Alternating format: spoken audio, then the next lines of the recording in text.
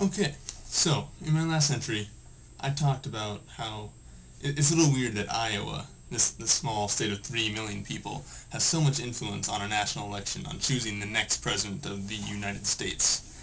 And, you know, it's weird because it doesn't seem very democratic for one small state to have that much influence.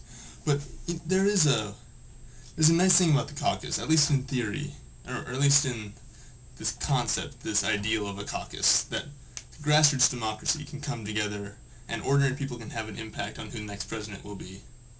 But it seems to me, at least in my 19 years of wisdom and knowledge, that this cycle especially, all the candidates have come to us and have been communicating to us about what they want to do.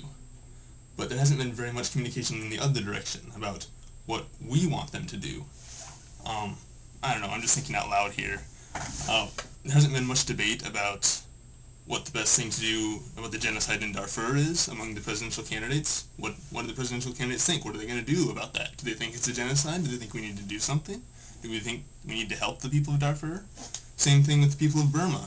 A couple of months ago, they almost overthrew the military government that's been ruling their country for 40 years with an iron fist. They failed. They were crushed by the military. Again, what are we going to do to help them?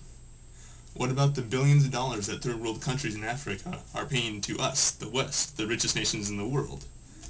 Are we going to cut them a little slack? What do the presidential candidates think about that?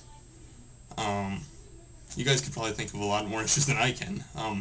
What about our prison system? 2 million people in America are incarcerated.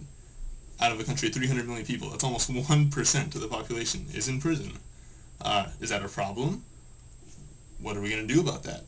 All over, states are having shortages of space and funds to care for these prisoners. What are we going to do? And, I haven't been in the world much. All you people who actually have jobs and careers and problems can probably think of a lot of issues that none of these candidates have really addressed. Another one. Our intelligence services. Our intelligence services just inform us that Iran no longer has a nuclear weapons program. Uh, do they really know what they're talking about?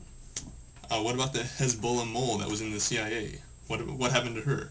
What is being done to fix our intelligence agencies? 7 years after 9/11, 5 years after WMD. You know. So, it's a little late for this now, but I think if the caucus is going to continue into the future as a means of selecting our president, I think that Iowans should take the lead in telling the candidates what we think they should be talking about, not them telling us what we should be voting on. So, that's my soapbox for the night. Predictions. Republicans, I think Huckabee will win, then Romney, then McCain.